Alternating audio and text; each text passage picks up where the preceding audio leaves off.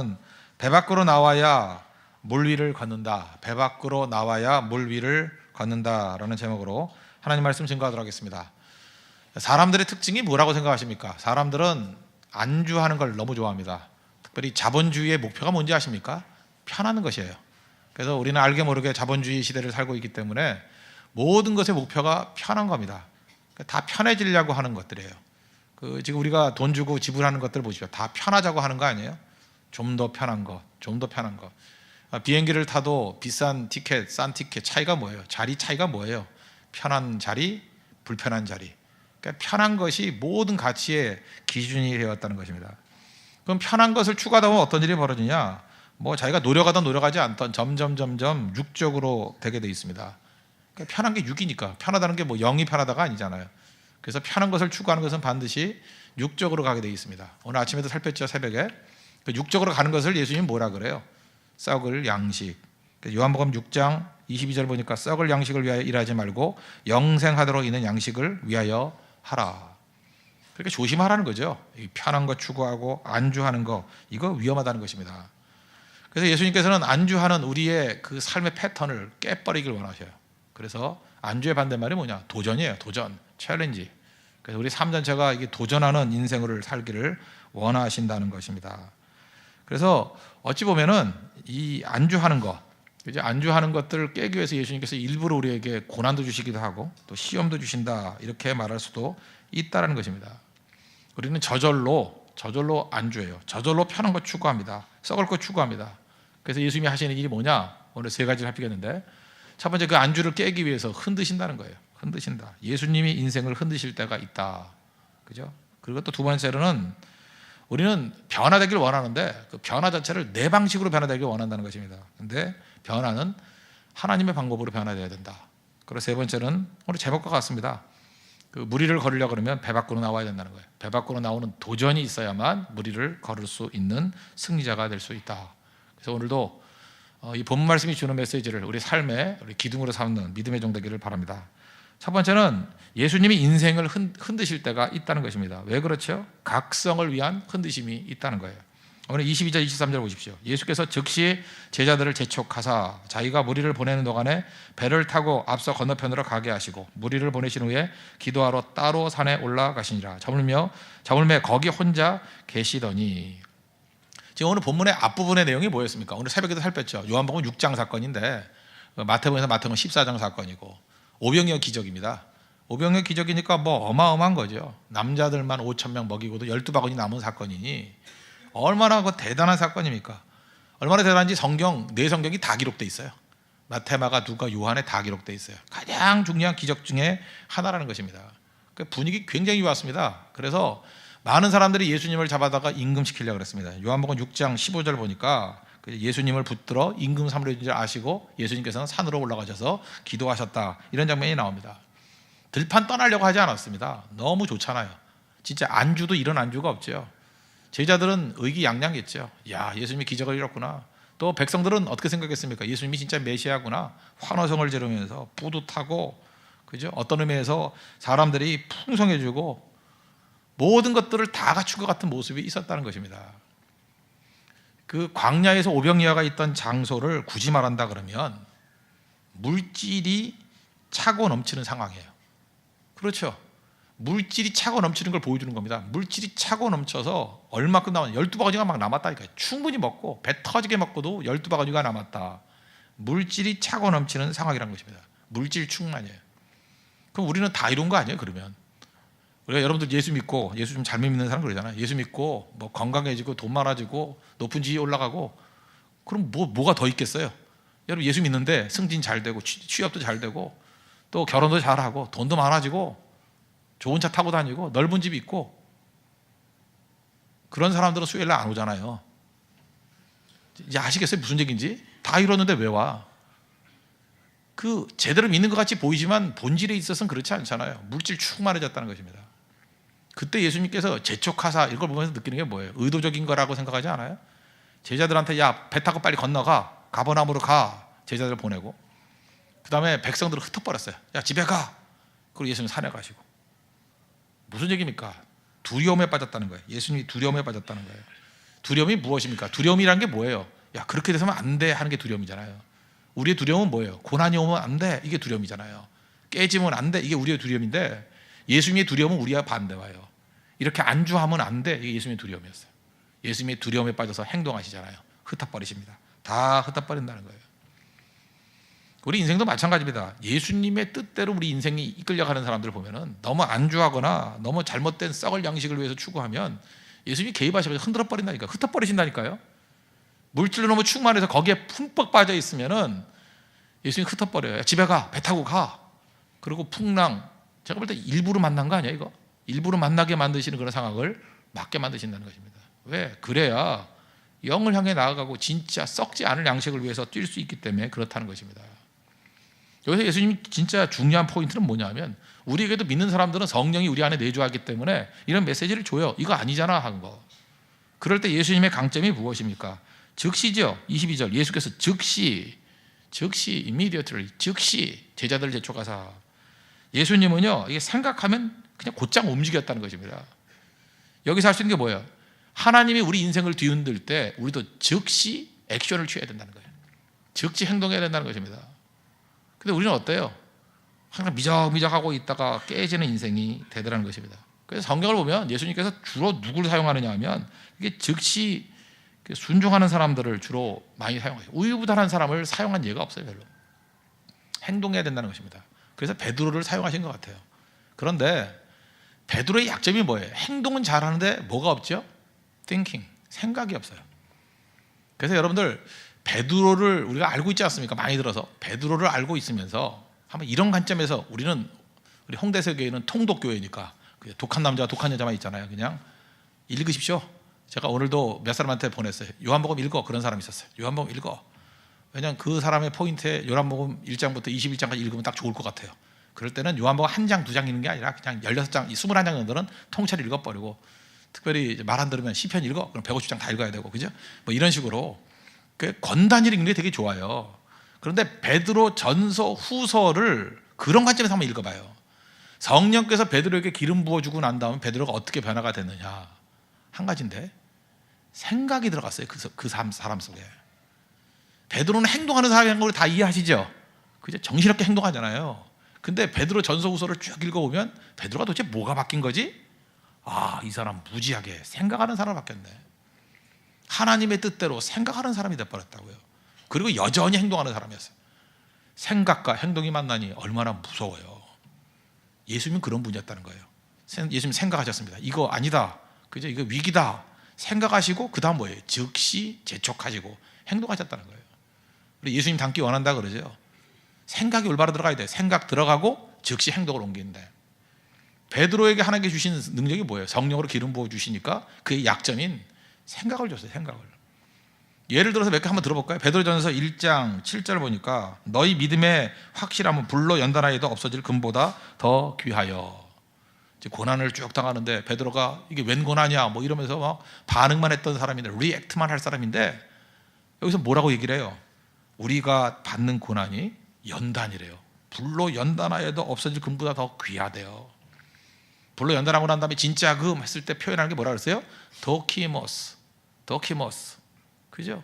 도키모스, 프로분, 그죠? 이게 증명되었다, 프로프, 증명되었다, 그런 게 도키모스.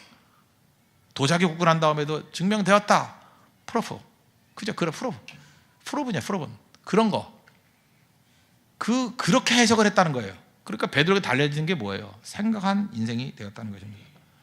또 베드로전서 2장 19절 보니까, 부당하게 고난을 받아도, 고난 받으면 뭐 반응하던 사람인데 뭐라 그래요? 하나님을 생각함으로 슬픔을 참으면 이는 아름다우나. 생각하잖아요. 하나님을 생각함으로 슬픔을 참으면.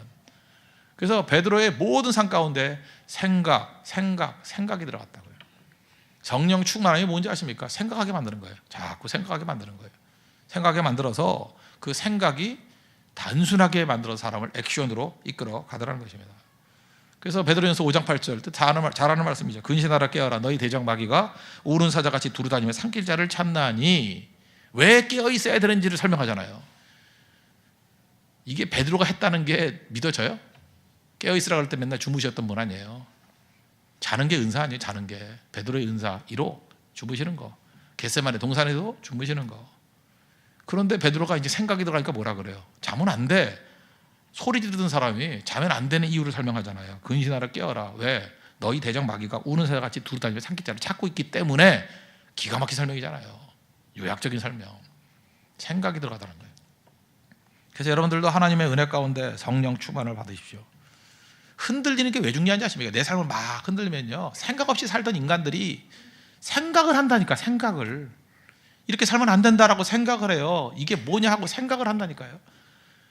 왜 고난을 주십니까? 생각 좀 하고 살자고. 생각 좀. 이렇게 하면 되겠냐고요. 생각 좀 하고 살자고요. 저는 목사인데 이런 생각을 한번 해봤어요. 과연 내가 이게 말씀 증거하는데 지금 누굴 대상으로 말씀을 증거하는 건가? 사실 뭐 인터넷 같은 게 있으니까 참 좋네요. 그죠? 많은 성도들, 뭐 외국에 있는 성도들도 들을 수 있고 하니까 뭐 그런 사람을 대상으로 설교할 수도 있습니다. 근데 점점 제 생각이 좀 바뀌는 게 뭐냐면, 맨날 말씀 듣고 이게 이제 구원 받은 분들 아니에요. 그 사람들 위해서도 양육이 필요하죠. 근데 99%의 목사가 이미 구원 받았다고 하는, 그러니까 기독교인들을 20%라고 합시다. 그냥 넉넉 잡고 20% 가운데 본어게인 크리스찬을 한 4분의 1 정도 잡을 수 있을까요?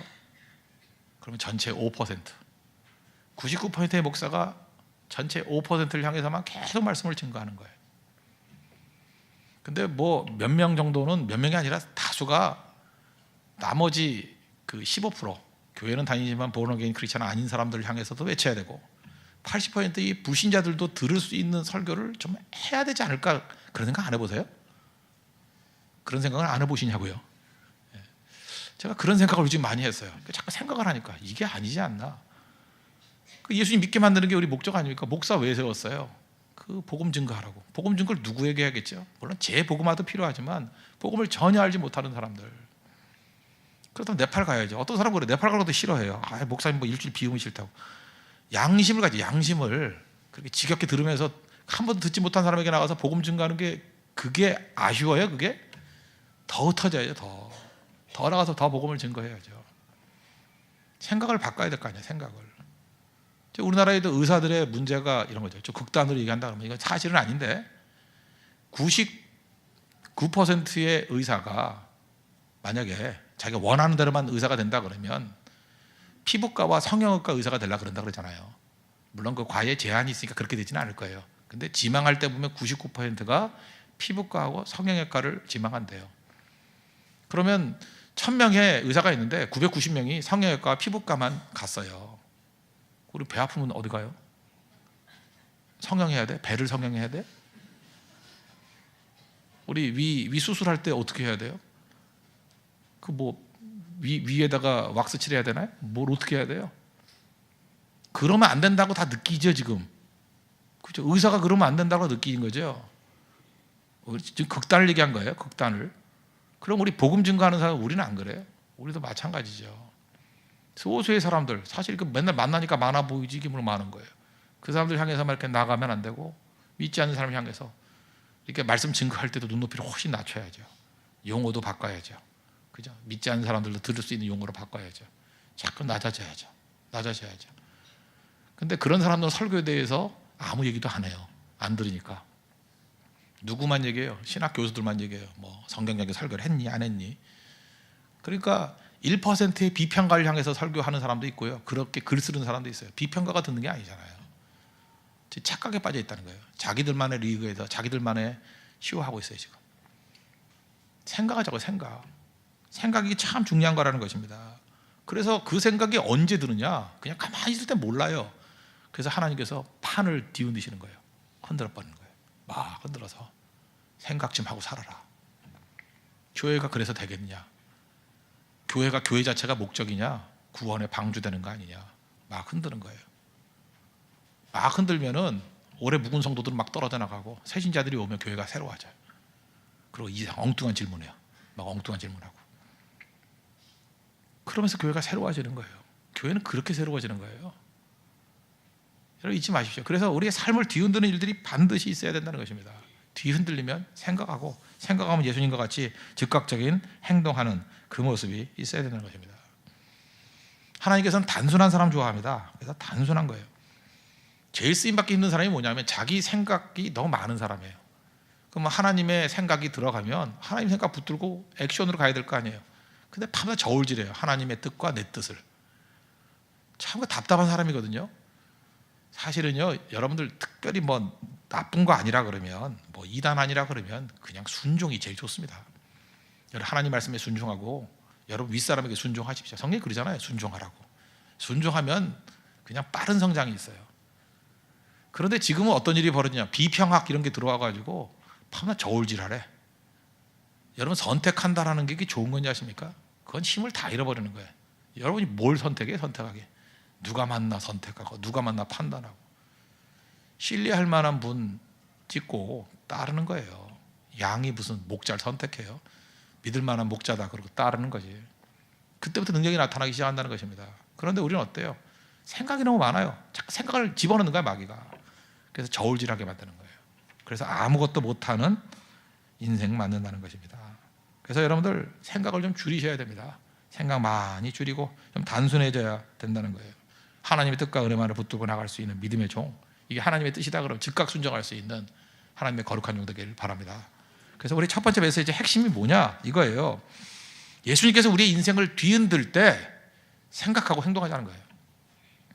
생각하고 곧장 행동으로 옮겨질 때 그때의 능력의 역사가 나타나기 시작한다는 것입니다. 여러분 삶에서도 판이 뒤흔들려서 생각이 바뀌고 행동이 바뀔 수 있는 우리 믿음의 신실한 종 되기를 바랍니다. 그다음 두 번째는 도전하잖아요. 이렇게 도전할 때 우리는 잠깐 내 방식대로 도전이 온다라고 생각한다는 거예요. 근데 아니죠. 하나님 방식대로. 하나님 방식은 뭐냐면 언제나 우리의 기초를 바꿔버리는 거예요. 예수 그리스도라는 기초로 다 바꿔버린다는 것입니다. 24절 보십시오. 때가 이미 배가 이미 육지에서 술이나 떠나서 바람이 거스림으로 물결로 말미암아 고난을 당하더라. 밤 사경에 예수께서 바다 위로 걸어서 제자들에게 오시니 제자들이 그가 바다 위로 걸어오심을 보고 놀라 유령이라 하며 무서워하여 소리 지르거를. 여기 밤 사경이라 그러는데 유태인들은요 밤 시간을 어떻게 따졌냐면 밤은 언제부터 하루가 시작이냐, 밤부터 시작해요. 그래서 밤이 되고 낮이 되니 뭐 첫째 날에 이러잖아요. 그러니까 우리는 시작을 뭐 아침부터 하루라고 시작하는데 이스라엘은 그렇지 않아요. 밤부터 시작해요. 오후 6시. 오후 6시부터 오전 6시까지가 밤이에요. 밤. 그 12시간을 밤이라 그러는데 12시간을 4개로 나눠요. 그러면 이제 상식적으로 이해됐죠? 밤 일경 그럼 언제예요? 저녁 6시부터 9시까지. 지금이 뭐예요? 8시 10분이니까 밤 일경이에요. 지금 밤 일경. 그 다음에 밤 이경은 9시부터 12시까지. 성경에 한 번도 기록된 적이 없어요. 이경은. 밤 삼경은 주무셔야죠. 12시부터 3시. 그래서 성경에 나오는 건 주로 밤 사경만 나와요. 그래서 밤 사경이라 그러면 언제예요? 3시부터 6시 사이. 그러니까 우리가 보통 말하는 새벽이에요. 예수님께서 부활도 사경에 하셨고, 그죠? 사경. 뭐 밤 사경에 이때도. 그러니까 사경이라는 건 그러니까 오전 3시부터 6시 사이니까 배 탄 건 저녁에 탔잖아요. 그죠? 껌껌해지기 전에. 그러니까 적어도 10시간 이상 풍랑 만나서 죽을 고생 다 한 거예요. 이해가 되시죠? 적어도 오전 3시 이후가 되니까 그런 일들이 벌어지게 되었다라는 것입니다. 풍랑 그러는데 풍도 있고 랑도 있었다는 거예요. 풍이 뭐예요? 바람. 그죠? 거친 강한 바람이 있었고 랑은 뭐예요? 파도란 뜻 아니에요. 파도. 바람 세고 거친 파도가 막 있었다는 거예요. 거친 파도 날 향해 와도 할 때 그 랑의 랑. 그죠? 풍랑. 그래서 굉장히 어려웠다는 것입니다. 그죠? 그런 상황이 벌어졌다는 거예요. 그때에 다 죽었구나 그랬는데 예수님이 바다 위를 걸어 오셨다. 그래서 놀랬다는 거예요.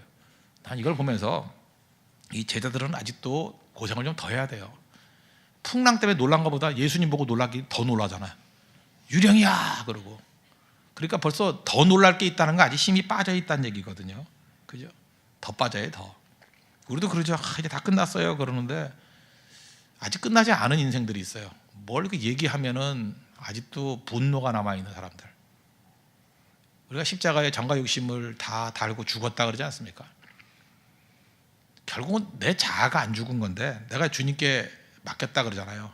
내 모습 이대로 주 받으옵소서. 이렇게 죽은 상태로 나를 바치면은 일단 몇 가지가 사라지는데 그 중에 하나가 누가 무슨 말을 하던 별로 화가 안 나요. 근데 여러분들 어디 가서 자꾸 무슨 얘기를 들으면 이렇게 신경질적인 반응이 나타날 때가 있죠. 그 요나같이 바다 물고기 뱃속에 한 3일 넣어야 돼, 그런 사람들은. 우리가 그래요. 죽은 것 같지만 아직 덜 죽었어요. 그래서 완전히 죽게 되면은 뭐라 그래도 그게 안 들려요. 완전히 기진맥진해서 침이 쭉 뻗은 사람은요, 뭐라 그래도 하나도 안 들려요.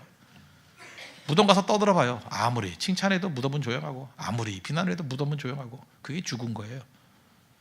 안 죽은 거거든요. 제자들 이 정도로 10시간 이상 풍랑 당하면서 어려움 당했는데 풍랑 때문에 놀란 것도 있었죠. 근데 예수님 보고 더 놀랐어요. 그러니까 아직도 에너지가 남아 있는 거죠. 그러면서 이때 놀라면서 하는 얘기가 뭐예요? 놀랐다는 얘기가 뭐예요? 그 예수님 앞에 지금 푸념하는 거 아니에요. 예수님 우리를 도와주세요, 개입해 주세요, 그거죠.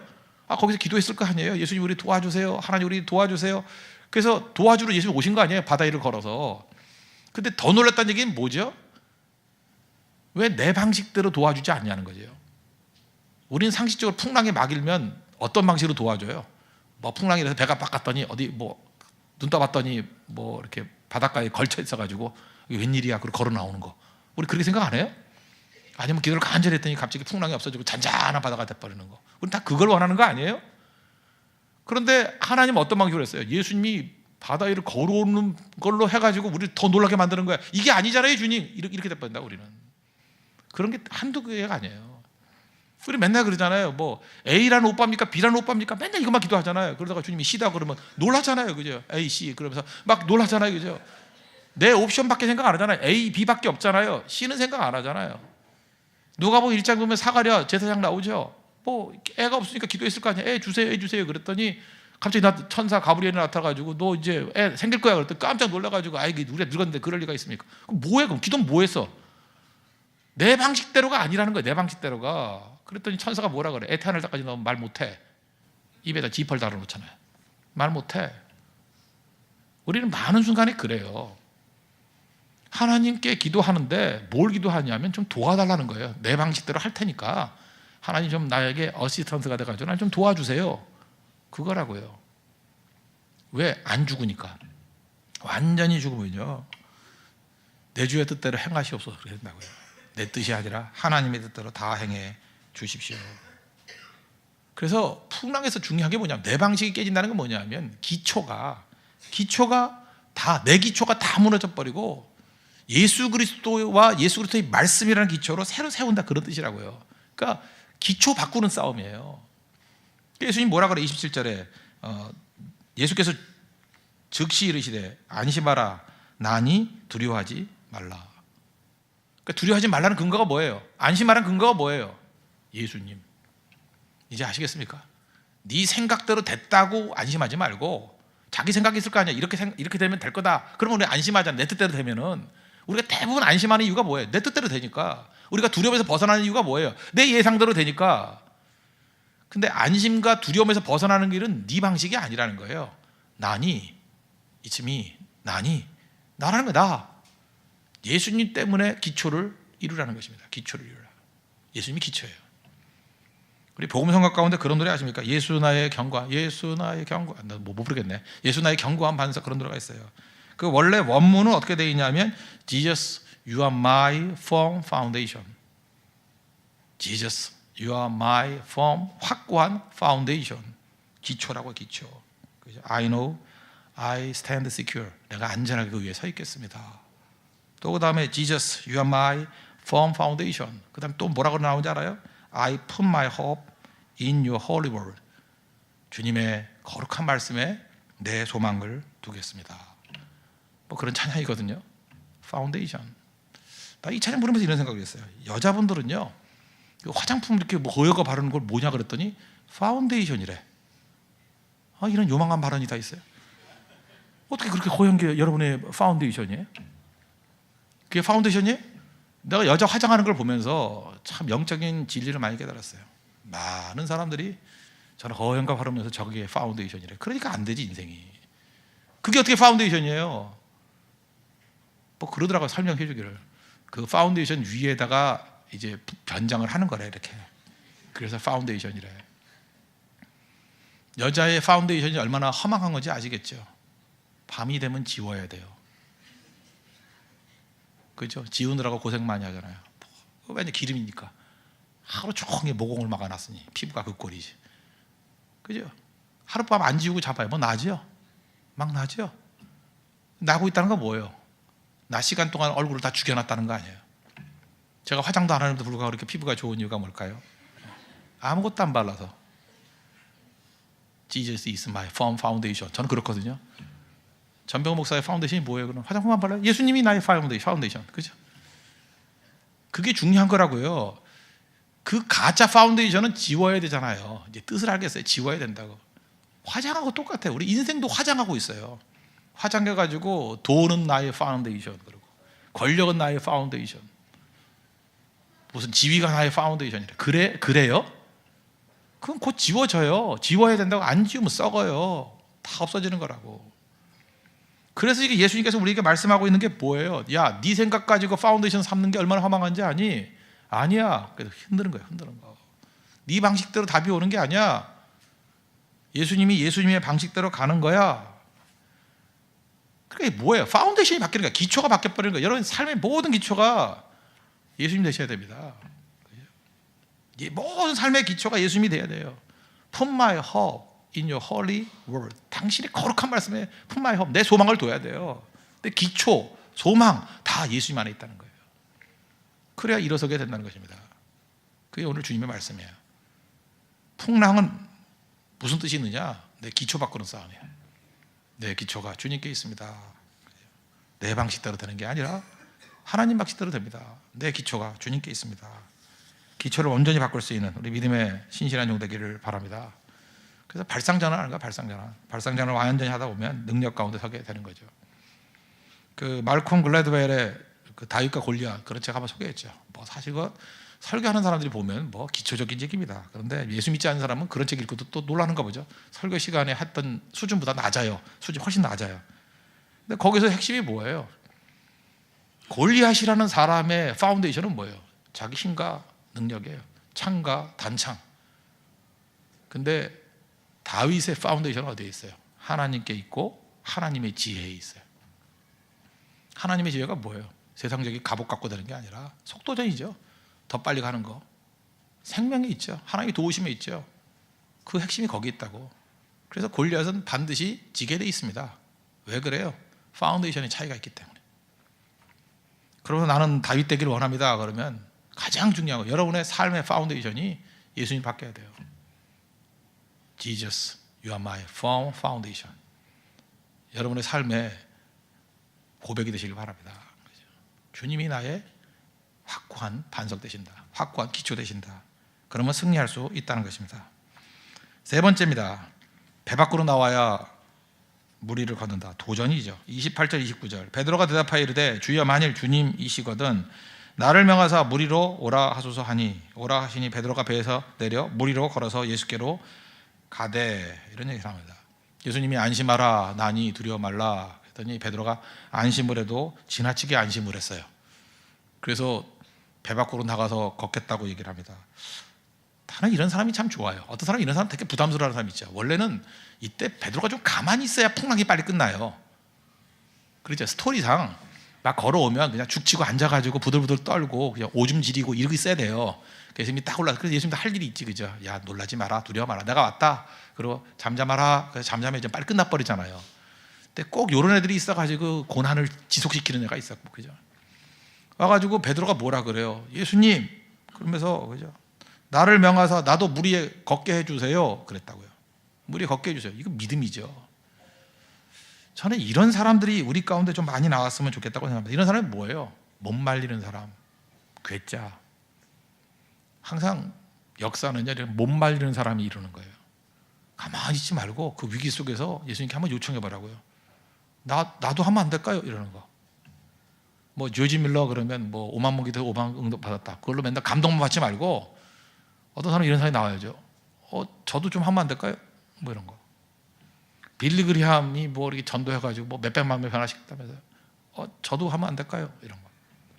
놀라지만 말고 예수님이 하신 일들에 대해서 물론 나중에 빠지긴 빠졌어요, 그죠? 근데 죽지는 않잖아. 물만 좀 먹었지. 그러니까 시도하는 거, 시도하는 거.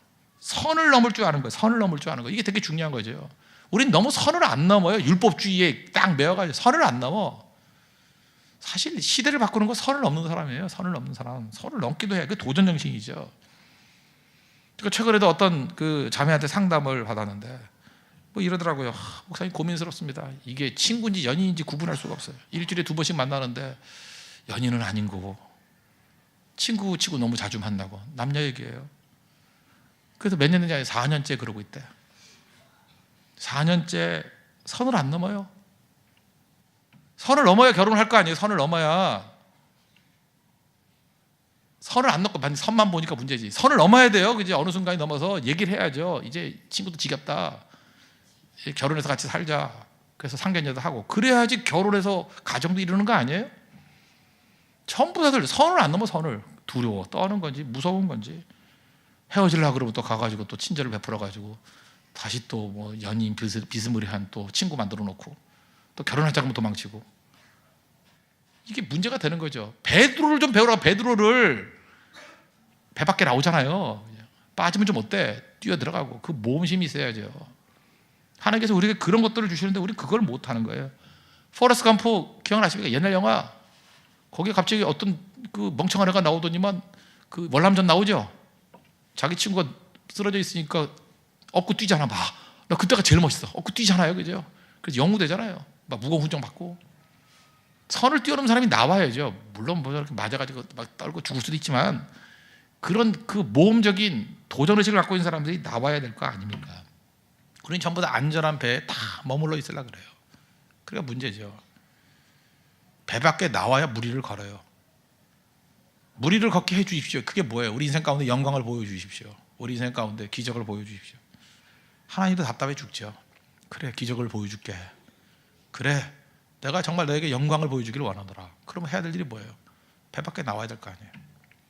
인생에서 중요한 게 말씀과 자기의 헌신은 짝이 맞아야 됩니다. 지금도 많은 사람 하나님께서 은혜의 말씀을 무지무지하게 많이 줬잖아요. 그런데 입을 뒤집어 쓰고 인터넷으로만 설교 듣는 사람 있죠. 말씀 듣는 것과 그 말씀이 선포되는 것에서 헌신하는 것이 유리되어 있는 사람들. 배 안에서 웅크리는 것과 똑같아요. 절대로 역사가 없습니다. 말씀이 들리면 그 말씀 붙들고 순종하는 자리에 있어야 될 거 아니에요. 그죠? 그래 역사가 나타나잖아요. 지금 마귀가 우리를 다 속이고 있는 거라고. 듣고 끝내는 거예요. 듣고 배 밖에 웅크리고. 기적이 없죠. 말씀 듣는 것과 헌신이 일치돼야 돼요. 반드시 일치가 돼야 돼요. 그거 못하게 만들어요. 이게 마귀의 반쪽 진리라고. 마귀가 장난치는 것 중에 하나예요. 그게 유혹인지도 몰라요. 여러분 인생에서 중요한 겁니다. 아까도 연인 친구 얘기했잖아요. 친구로서 잘 맞으면 그 다음 선을 넘어가야 된다니까. 넘어가서 이제 연인 되자. 그래 결혼이 될 거 아니에요. 그걸 못하는 게 그거를 머뭇머뭇거리면서. 신앙생활도 마찬가지고. 예수님 나의 신랑이라시면 신랑이면 신부같이 준비하고 이제 신랑을 향해서 나가야죠. 헌신해야죠. 근데 그게 없다는 것입니다. 그래서 베드로가 쓰임 받은 거예요. 베드로의 강점이 뭔데요? 세련됐다, 미숙하다 그 얘기가 아니에요. 그는 배 밖으로 나갈 줄 아는 사람이었다. 그러니까 다듬어서 주님이 사용하시잖아요. 그게 귀중하다는 거예요. 그럼 배 밖으로 나가서 해야 될 일은 뭐예요? 예수님 바라보면 걸었죠. 풍랑 바라보니까, 바람 바라보니까 빠졌고. 그래도 베드로의 강점은 뭐냐? 베드로의 일생 전체를 놓고 보면요, 베드로는 예수님께 집중하는 게 있었어요. concentration, 집중, 예수님만 바라보는 거. 그래서 어떻게 하느냐? 누가복음 5장에 보면 베드로가 처음 예수님 만나는 장면이 나오죠. 밤새도록 그물질했지만 잡은 게 없대요. 근데 예수님께서 깊은 곳에 가서 그물을 던지라 그랬더니 5장 5절에 내가 말씀에 의지하여 그물을 내리리이다. 그래서 그물이 찢어질 정도로 잡았어요. 그랬더니 베드로 친구들 뭐 요한, 야고보, 뭐 기타 등등 걔네들은 고기 때문에 놀랐어. 와, 이게 웬 고기야 이러고. 그런데 베드로만 5장 8절 보니까 예수의 무릎 아래 엎드려 이르되 주여 나를 떠나소서 나는 죄인이로소이다. 베드로는 이런 사람이에요. 예수님만 바라보잖아요. 물고기 안 바라보고. 미숙해도 괜찮습니다. 저는 여러분의 믿음이 시선이라고 생각해요. 풍성한 거 오병이어 있을 때 오병이어 바라보면 떡 때문에 왔지 그거라고요. 떡을 주신 분을 바라봐야죠. 그게 사인이에요. 사인, 세메이온, 표적. 예수님 바라볼 줄 알아야죠. 베드로는 이게 잘 됐다고요. 지금도 보세요. 풍랑이 이런데 예수님 바라보고 나 가도 돼요. 예수님 바라보고 집중했죠. 예수님 바라보고. 단순한 겁니다. 이것저것 볼 게 아니에요. 예수님만 바라보고 가면 된다라는 거예요. 예수님만 바라보면요 넘어지지 않습니다.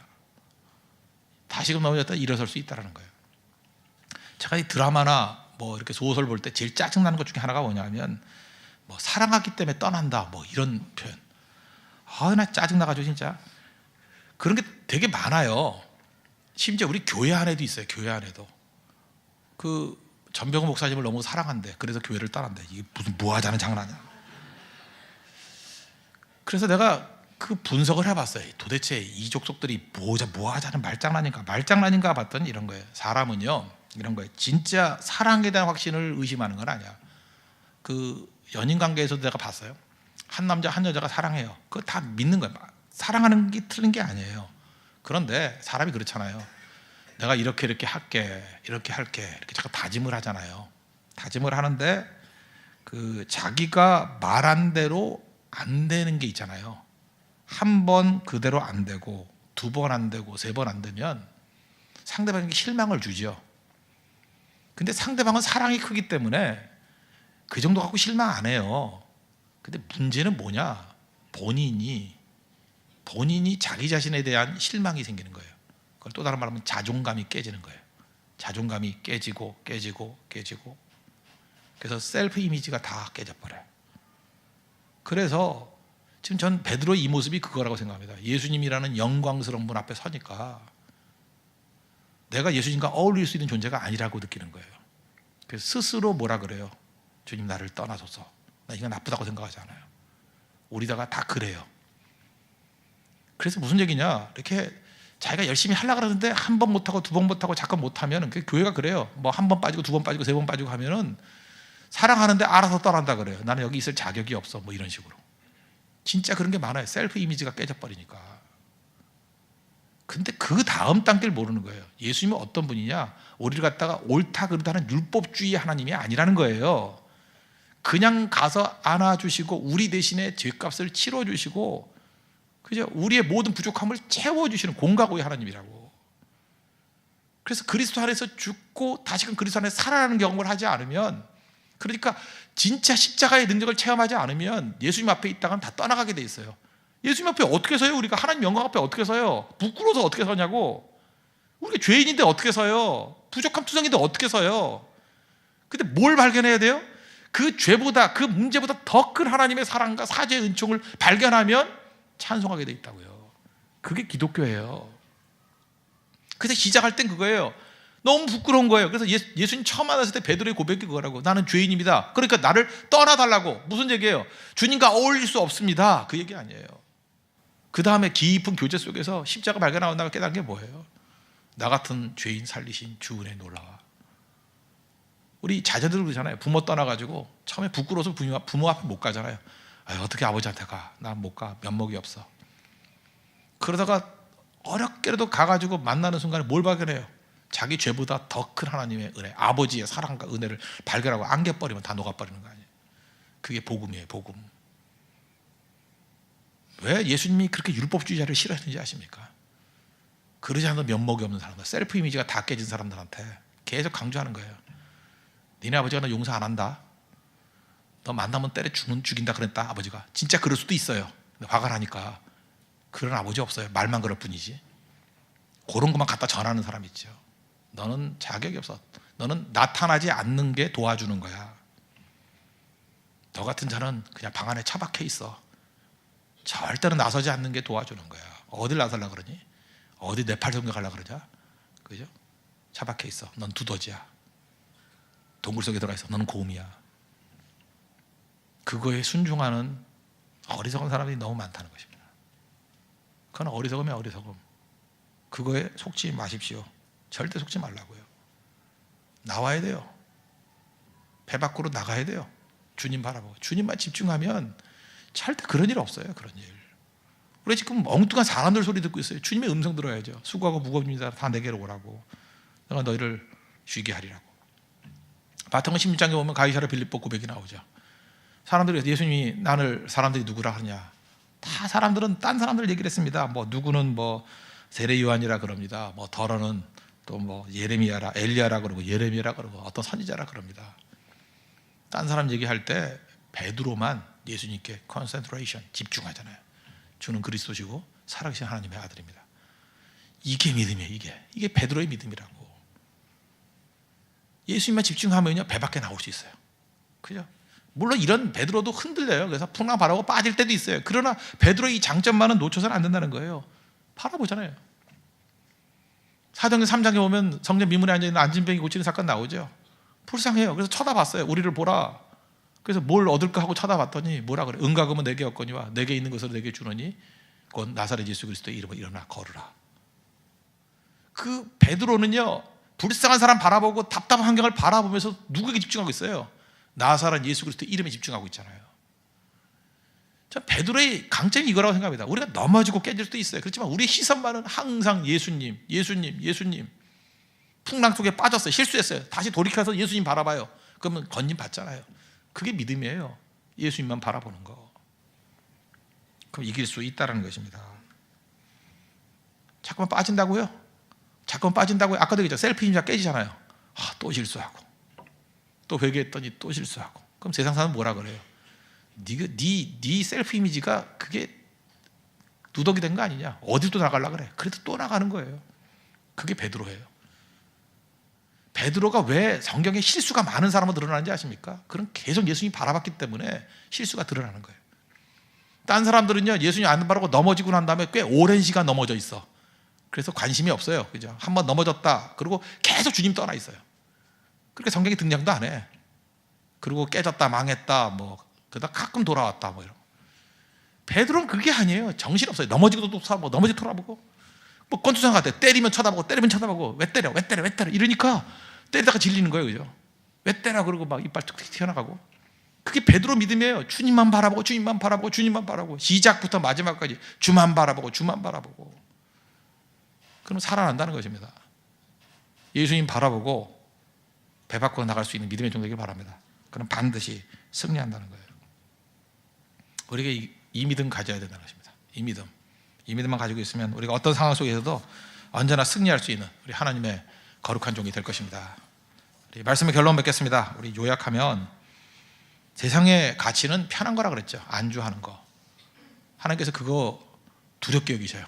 그래서 우리의 삶의 인생의 기초를 다 뒤흔들어 버릴 때가 있다는 거예요. 뒤흔들 때 우리가 붙들어야 될 게 뭐냐? 생각 좀 해야 되고 행동이 바뀌어야 된다는 것입니다. 삶의 뒤흔들림을 걸 통해서 여러분의 생각이 바뀌고 또 즉각적으로 순종의 행동을 할 수 있는 믿음의 종 되길 바랍니다. 그리고 내 방식 아닙니다. 내 기초가, 내 파운데이션이 예수님으로 바뀌는 과정이에요. 그게 뒤흔드는 목적입니다. 기초가 바뀌길 바랍니다. 그리고 마지막으로 배 밖으로 나오는 도전이 있어야 되는 것입니다. 배 밖으로 누가 나올 수 있어요? 예수님만 집중적으로 바라보는 사람들이 배 밖에 나와서도 승리할 수 있다는 것입니다. 예수님 바라보고 자유롭게 도전할 수 있는 우리 믿음의 신실한 종 되기를 바랍니다. 모두 자리에서 일어나겠습니다. 주품에 품으소서 찬양하겠습니다. 거친 파도 날 향해 와도